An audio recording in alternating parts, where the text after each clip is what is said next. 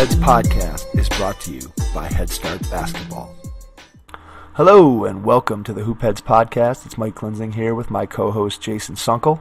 Today we're going to be discussing the 12 qualities of a great teammate.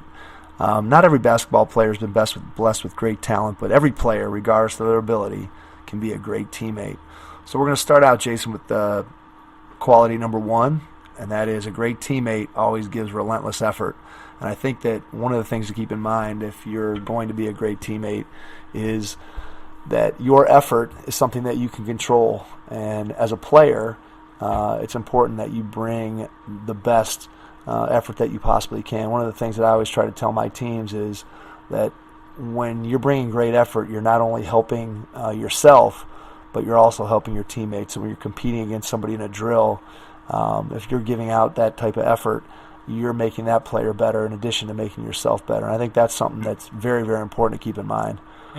I think it's real important, too, to not get caught up in only putting great effort into the offensive end of the floor, because a lot of times it's a lot of fun to play offense, and it's a lot easier to put great effort in. But on defense, people tend to get lazy and tend to not put forth as much effort as they should. So I think it's really important that when you're putting forth relentless effort at all times, that's offensive and defensively. Yeah, I think that's a great point. A lot of times you'll see players, at all levels of basketball, that they'll play hard and compete when they have the ball, but when they're away from the ball, whether that's offensively when they're without it or on defense, you don't see the same kind of effort. And it's really important as a player to give that type of effort, because not only does it make you better, it also pushes your teammates to be better players as well. All right, let's move on to number two. All right, the second quality of being a great teammate is being unselfish when you're playing. Put the team first, and your job is to do what it takes to help the team be successful. And I think that's really important. We sit and watch these teams play, and in the NBA and the NCAA, even down to the youth level, and really, what they really need to do is move the ball a lot and play with their strengths, but at the same time play off their teammates' strengths. And in order to do that, you have to be unselfish. Yeah, I think one of the things that always sticks out to me about being an unselfish player is I try to do a test of whether or not the player that we're talking about is somebody that I'd want to play in a pickup game with. There's just some players that you'd never want to be on their team, and that's because they dribble too much, they shoot too much, everything's about them, and they don't really want to pass the ball. And then conversely, there's guys that just seem to have an understanding, or players that just seem to have an understanding of what it means to be unselfish and to share the ball and to make passes at the right time. And a lot of times it's difficult sometimes for players to be willing to give up credit for their team's success and to put the spotlight on their teammates. A lot of us want to be that me first person that gets all the attention and gets all the hype, and it's important. Limelight. Yeah, the limelight, absolutely. And it's important to remember that, especially in basketball, that nobody does alone. No matter how great you are, you need your teammates, and so it's important that you are unselfish, and that you're unselfish not only out on the court, but that you're also unselfish in the locker room and in situations where you're not just taking all the credit for the good things that go on the team. Let's move on to number three. Number three, a great teammate is honest. One of the things that I think is really, really important, and it's been important on every good team I've ever been on, is that your teammates are honest with you. And basically what that comes down to is if a teammate isn't carrying their weight, somebody tells them. If somebody's not working hard, a teammate tells them, and not in a way that puts them down or makes them feel bad, but simply just knowing that you're going to be told the truth. And I think that also goes for situations where you're asked to do something by your team, and that could be just as simple as playing your role. And you need to be honest about the fact that you're accepting of that role and can get into it and do the things that you say you're going to do. Your teammates need to be able to count on you. When people feel they can count on each other, that trust that you build up is what really, really separates average teams from great teams. I really liked what you said about teammates being honest with each other, because I think a lot of times constructive criticism really, really helps players and really, really helps them understand the situations, because, we might have had one perspective on what happened when we're playing, but maybe the other person on the other side of the key or the other side of the floor sees something completely differently, and it can really, really help them understand what they did wrong or what happened that should help them to improve in the future. Yeah, absolutely. I think when you're honest with yourself to begin with, and then you're honest with your teammates, you tend to get to the truth faster, and the faster we can all get to the truth, the quicker we can correct mistakes and get along with the things that are going to make our team more successful. All right, so quality number 4 is a great teammate is humble, and basketball is a team sport, so we need to understand that. And I really think, the obvious answer to this question happened a few days ago with LeBron in the Eastern Conference Finals, when he kind of, after the series was over, said, I'm kind of sick of hearing about the narrative about how my teammates are garbage and I had to put them on my back and carry them. He understood how important his teammates were, and he kind of wanted to push away, oh yeah, I did a lot of great things, which he did, but at the same time kind of spotlight what everyone else did, people stepping up in situations like Kevin Love being out and things like that. I think it's really, really important to understand that being humble is very important, and I truly think that LeBron, for how as great as he is so humble when it comes to at least the way he projects it out there. He really does feel humble. Yeah, for sure. I mean, I think that he, in terms of his dealings with the media and the way that he constructs the narrative for himself, is that he is in fact humble, and he does care about his teammates, and he does give them credit for the success that he has. And obviously, he's the driving force behind whatever team he's on, their success. But at the same time, I think it's really, really important that if you're going to be a great teammate, if you're walking around telling everybody how great you are, that gets on everybody's nerves. It drives people crazy when there's one person on the team that holds themselves up above everybody else and tells everybody how great they are. And again, we're talking right now about professional basketball, but you can take that down to the high school, middle school, youth level. Nobody enjoys being on a team with a kid who's bragging all the time about how great they are, and how the people below them aren't nearly as good. And again, we're talking about the star of the team, but again, it could also apply to a role player. And sometimes role players have some of the biggest egos on a team. And J.R. Smith. Yeah, exactly. And so you have to watch out for, those things. When you're not humble, it tends to rub your teammates the wrong way. So if you can be a great teammate by being humble, to me, it just makes a ton of sense that that's something that you try to do. I think it's important too to understand that it doesn't only rub the teammates the wrong way, but it rubs coaches the wrong way. And if you see it, I can't tell you how many times this year I was coaching 7th grade basketball, and there would be times that kids are like, "Oh, I could have done better than that. I could have done better than that." And then when I would call them out on it and say, "Hey, let's see what you can do. Sure, go ahead." They need to understand, like, just because they think they can do something doesn't mean they can, or they think they're so great at this. Especially when it comes to like youth sports, there is so much room for improvement. None of these guys out there playing are LeBron James or any, not even like Kendrick Perkins for that example, like some guy who's 15th man on the bench. These kids have so much room for improvement, and they need to understand, like, they should be humble because they are youth basketball players, and they're just trying to get better, and they need to try to get better. Absolutely, Jason. That's a great point. I think when we think about being humble, I think one of the things that I hear coaches complain about at all levels of basketball is players who think they know everything, and they don't want to be coached. And part of being humble is having the ability to understand that you don't know it all. And I heard a great quote from Kevin Eastman, who he used to be an assistant coach for the Los Angeles Clippers, and he's also been in the front office in a couple NBA teams. And his quote was that instead of being a know-it-all, you should be a learn-it-all. And I think that's a great way of thinking about what it means to be humble. Is not just to go out and think, hey, I know everything. I'm a 6th grade basketball player, or I'm a varsity basketball player, or I'm a college player, and I already know everything. Even the greatest players in the game are humble and are trying to learn constantly and get information from their coaches and from player development people, just to try to maximize what they are. So remember, it's important that if you're going to be a great teammate, you need to be humble. Let's move on to number 5. A great teammate holds themselves and their teammates accountable. We talked about this a little bit in our last, with a great teammate being humble. But what we're talking about here is making sure that you have high standards for yourself and your teammates. I think on great teams,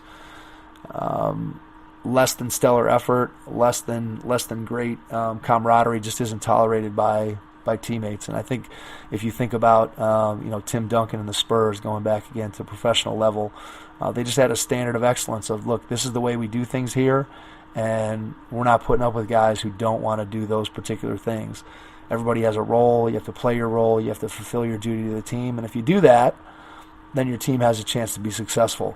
And it's something that, again, everybody on the team holds themselves to that standard. And when a teammate is letting them down, they let their teammates know, hey, look, this isn't what we agreed to. We need you to be up and doing the things that you said you were going to do. Again, whatever those things may be, whether it's practice habits, whether it's carrying a bag to the bus, whether it's filling up the water bottles, whether it's making sure that everybody's to the game on time or running the warm-ups or whatever. Again, whatever it might be, you reach those standards. I agree. I think a lot of times, especially in the NBA, these young teams that don't have a veteran that holds their teammates accountable, that's when things run wild. Like you look at like the Clippers in the early 2000s when they were terrible. That's because they were running through with no one that had anyone holding people accountable. And I think that's really, really important to understand that, especially when you look at veterans, or even like when we're looking at high school or, AAU teams, like the people that have been there before, they really need to rely on them. But they also have to understand that they're there to help themselves and help their teammates. So it's really important to look to someone who's a good role model and someone that's doing the right thing, and make sure that they were not looking at the negatives, because a lot of times the people that have all the negative attitudes will really just bring a team down. And I think it's important for them to understand that. Yeah, I think that's a huge point is that on great teams, one of the things that can happen is that everybody brings a positive attitude. And when your team, somebody, whether it's one or two people, bring a negative attitude or are divisive off the floor, on the floor for whatever reason, that whole thing can drag a team down. And so you want to make sure that you bring positivity and that you hold your teammates accountable to that high standard of positivity, because it really makes a difference for your team. All right, so quality 6 for making a good teammate is a great teammate strives to improve. And I think this should be everywhere, and everyone who plays basketball should want to get better. I play basketball still, and I work on different things every single time I play. The other day I was playing, and I said, okay, today I'm working running baseline.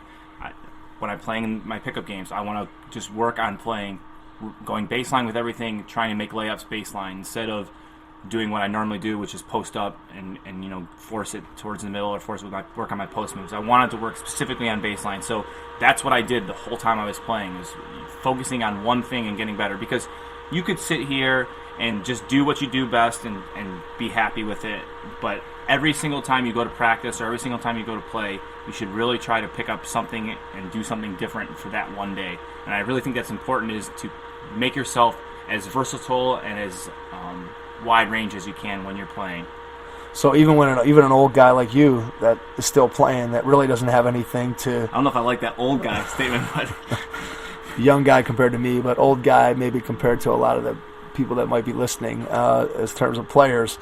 But I think that when you're a player that is still searching out goals, so you're a youth player, you're in elementary school, or you're in middle school, or you're in high school, or you're a college player, and you're still focused on your quote basketball career, I think it's critically important that you're always striving and looking to get better. And the way you do that is by being open to coaching, by being open to constructive criticism, to take the things that are being said to you and say, how can I take those things and strive to be a better player today than I was yesterday, and be a better player tomorrow than I am today. And how do I go about doing that? And one, I study and I learn the game. So maybe I watch film, maybe I take a look at my own film, or I watch great players from the NBA or college basketball, and I try to emulate their moves. Or I get out and I'm on the court and I see something and I try to work on it. Or my coach gives me a suggestion and I work on it. I get to practice early. I stay after practice. And by doing all those things, I'm really giving myself the best chance to improve and get better. I think a perfect example of this happened right after Utah got eliminated from the playoffs this season. Donovan Mitchell sent a tweet to his trainer, or a text to his trainer saying, "Can I show up tomorrow morning?" This is the day. This was like an hour after the season was over. Most of these guys probably take 2 weeks off, need a break. Just a mental break from it all. He's texting his trainer the next day saying, "Hey, I'm going to come to you and we're going to start working." And his trainer tweeted it out saying, "This guy doesn't even give me a break. Like, the season just ended for him. You think he'd want to go, like, relax and take..." No, because, he had a great rookie season. He just wants to be better. And he wants to, strive to improve. And I think that's really cool to see, especially a young guy like him, like, as a rookie. He got the taste of some success, and he wants to improve on that success. Yeah, absolutely. I think it also goes to show you just how much, how important it is to love the game of basketball. I'll give you a similar story. Obviously, I was on a much different level than Donovan Mitchell, but when I was playing at Kent, and our season would end, and the next day I couldn't wait to get back in the gym and just go and play some pickup games and get out there and have some fun and continue to work on my game. And I didn't take a day off, I didn't take a week off, I didn't take 2 weeks off. I wanted to get right back in and play, just because, again, that was what I loved to do, and I wanted to try to figure out a way that I could improve and get better every single year. Number 7 is a great teammate is optimistic. And I think what we're trying to say here is that when you're a great teammate, you're always trying to put a positive spin on the things that are happening within your team, and you're trying to look on the bright side. And so, hey, we lost a game. All right, what can we learn from that loss? Hey, this guy beat me to the basket. How can I make that not happen the next time? Hey, we got 2 teammates who are in a disagreement. All right, let's see if we can turn that disagreement into a strength, and figure out a way to make that relationship stronger. And it's just really, really important that you stay positive and upbeat. When you have negative people that infect the team, it just drags everybody down, and it makes it much more difficult to be successful out on the court. The wins and losses tend to be a lot harder to come by when you have a lot of negativity on a team. I think a lot of the times the tone of a specific player or the tone of a team defines the culture and the whole setting of the whole group. So if one person is negative, it's going to bring the whole rest of the group down, and it just affects everyone's actions on the court, actions after practice, actions at practice, actions at all times. And I think it's really important that we kind of wean out those negativity, because if you don't wean out the negativity, then it's going to just crash and burn, and things are going to go haywire. Yeah, it's amazing how fast that can happen. I mean, it really is that, one person gets down on something, and, whatever it may be. Maybe it's a coach's decision. Maybe it's another teammate that they perceive isn't passing the ball, or maybe it's just, again, they were having a bad day, and they bring a negative attitude to practice or a game. And it's amazing how quickly that can impact the team in a negative way. So if you're looking to be a great teammate, remember, it's important to always be optimistic. Okay, number 8 is a great teammate has respect for others, and I think this a lot of what we've already said kind of pertains to this.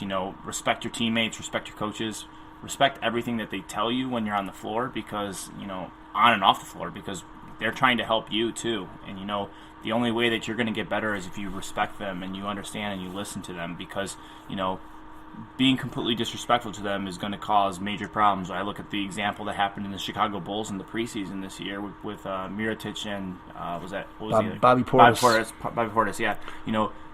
They had from all the accounts, we don't exactly know what was said or everything, but it seems like it was just a basic practice altercation, and maybe they had a past history that we don't know about or whatever, and it turned into Mirotic ending up in the hospital because the guy didn't end up being respectful, and they said something and punches were thrown and all that, and what else happened? They ended up Mirotic just got shipped to New Orleans, which probably was the best situation for him, because they did so well. But it just showed right there, if you don't have respect, you're going to get shipped out one way or another. And you maybe, I don't understand what Chicago's doing, because they sided with the guy who punched the guy, like, whatever. But and, you need to be respectful to your teammates, because in the end, that goes back to the positive and the optimistic.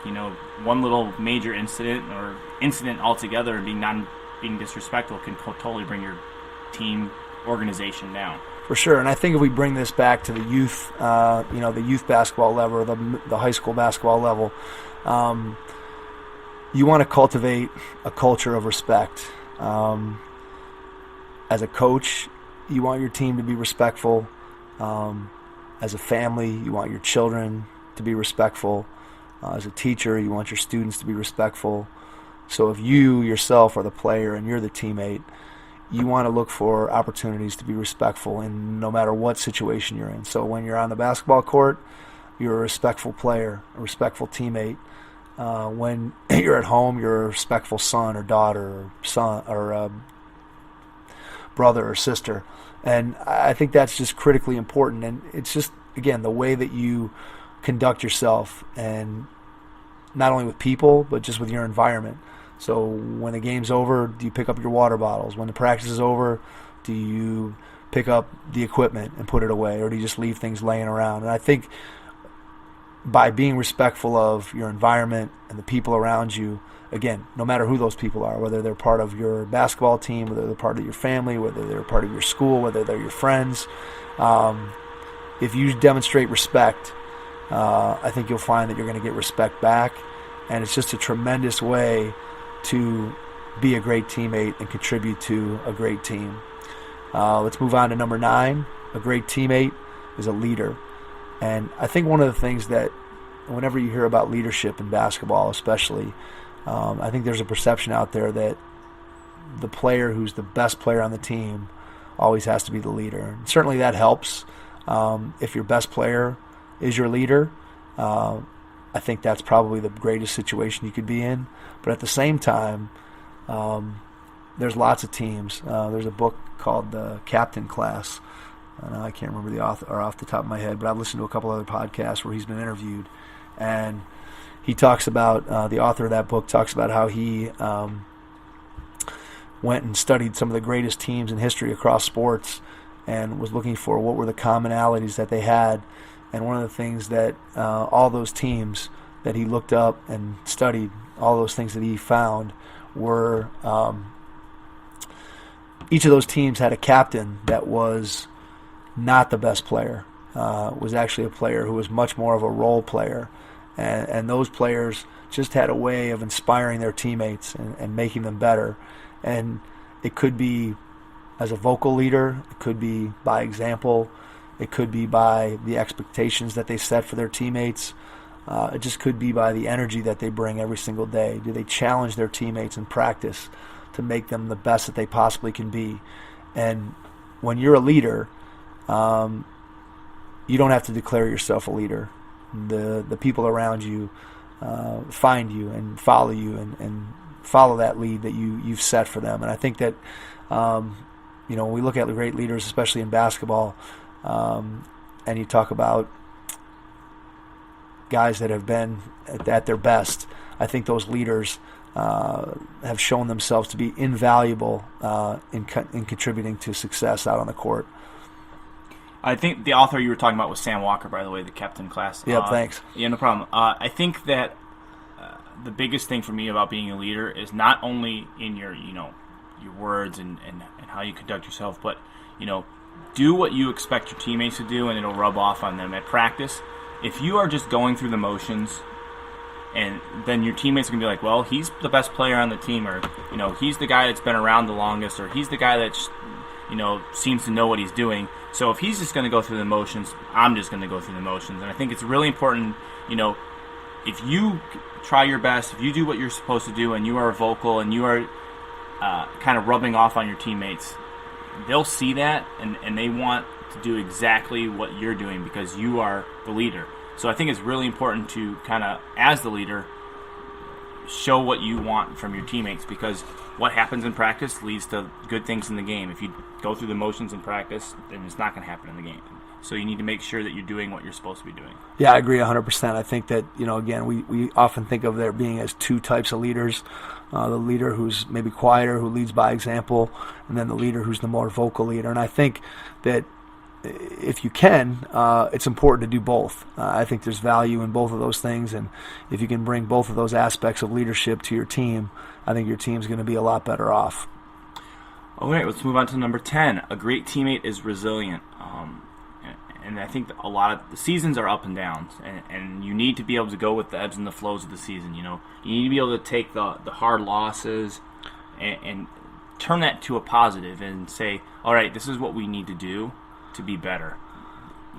What did we learn from this loss? Yeah, what did we learn from the loss? And I think that a lot of times, I will speak from experience, I would much rather lose a game in the regular season and not go undefeated in the regular season and then get to the tournament or get to whatever and then be like, all right, we haven't lost the game, and kind of have that we're going to coast through this thing. I think it's way better to lose a game. I think it's way better for a team to have situations where they have to be resilient, because if we get into a situation in the tournament or we get into a situation in a game and we're 18-0 and we're getting into this situation, we don't know what we're supposed to do with it. And I think a lot of times becoming resilient as an individual, there are people that come out in the first half and have terrible first halves of a game, but then they have to come back out and they still have a whole other half to play. It's like the analogy that I always use is we play 18 holes of golf, you play 9 holes of golf, you make the turn, you have 9 more holes to go. You can have a completely different round the second half. Same thing in basketball. You have a terrible first half, come back out there and have a great second half. I never understand what happens to the Cavs in the third quarter, but for some reason they could play the greatest first half of their lives and they come out in the third quarter and they're terrible. One half doesn't predicate what's going to happen in the second half. You need to be prepared for having a terrible start and then starting well, or doing it vice versa. Yeah, and I think to go along with that, you're making sure that one of those halves doesn't affect the other, so the play before doesn't affect the next play. And I think sometimes, especially, we're talking about professional players, and you're in your example there, but for young players, it's even more difficult. How do we overcome? I've missed 2 shots in a row, or how do I overcome? I lost this game, and now I got to come back and play better in the next one. I think the key to being resilient is to not allow yourself to make excuses, but to look for solutions to your problems. So instead of blaming somebody else or, looking and trying to place the blame externally, instead, if you look in the mirror and try to figure out what could I have done better, and ask yourself that question after a game or after a practice, what could I have done better to change the outcome? And then you're taking what, again, was a potentially negative situation, a loss, a poor half, a missed shot, and now you're looking for what are the solutions to make sure that those things don't happen again. So how do I come back in the second half and play better? How do I make the next shot? Do I need to make an adjustment in what I'm doing? And if you do that, you're helping develop not only the resiliency of yourself, but also the resiliency of your team, that you'll be able to come back and bounce back from difficult situations. And I think when you do that, that's really the sign of a championship team, of a championship player, somebody who can face adversity and come back and still be at their best. Number 11, a great teammate helps foster a family atmosphere. And I think this is super important because a lot of times, again, the higher the level of basketball you get to, the more time you spend with your teammates. At a youth level, and you're playing on a recreation basketball team, you're practicing for an hour and maybe you have a game an hour a week, and you want to get to know your teammates and you want to be able to support them like they're your family. And you're going to go up through highs and lows just like you do with your family. You have things that go really well, and sometimes you're fighting with your brother or sister. But again, with teammates, those same things can happen. It's not all going to be perfect, so you have to figure out a way to be able to support your teammates and know that whatever team you're on, when you go outside of that team, so when you're talking to your friends who aren't on the team, or you're talking to your mom and dad who aren't part of the team, you have to make sure that you're supportive of your teammates and that you're saying good things about them and building close relationships with them. And the way you do that is through conversation and through building trust, like we talked about earlier. And spend a couple minutes getting to know your teammates, not just as basketball players, but find out what makes them tick. And again, as you get older, this gets easier. Obviously, if you're a second grade basketball player, this is a little bit more difficult. If you're a high school varsity player, you should be getting to know and build relationships with everybody on your team, because it's going to make your team a whole lot stronger, which is going to lead to more success out on the court. I really liked what you said about knowing what your teammate makes your teammates tick, because I think a lot of times knowing the subtle intricacies of each player will come to your benefit. It could be their personality, how they're going to handle certain situations, and it kind of translates itself on the basketball floor. But at the same time, you want to know, where do they want the ball when I pass it to them? Where do they want the ball? What's their best position on the floor? What is their strength? What are their weaknesses? And having an open dialogue, and that goes back to being honest, because I think with your family, you want to be honest with your family, and at the same time with your teammates, you want to be honest with them. So like a great teammate will be able to talk to them like they are family, like whatever conversation you would have at home, you should be able to have that with your teammate, and that really is a positive thing to have on the basketball floor, both for basketball reasons and for life reasons. And in the ultimate grand scheme of things, basketball is a game and whatnot, and you want to be able to have those relationships on the floor, but at the same time, you want to be able to take those relationships outside of basketball. That'll bring you a stronger connection to the game, but also a stronger connection to the people that you're playing it with. Yeah, and I think the thing that I would go back to is the teams that I've played on or I've coached that have been the most successful have been teams that have that family atmosphere, that the players care about one another. They want to spend time with each other, not just on the court, but off the court as well. And I think that's really critical to building the kind of team that you want to play on, that you want to be a part of. And again, when you build that type of family atmosphere, you're going to have more success on the court, but you're also building the kind of relationships that, as Jason said, are going to last beyond whatever the bonds are that were formed by that team. And it might be 10 years from now, 20 years from now, you're still going to have relationships with people that you've built those kinds of family atmosphere within the team.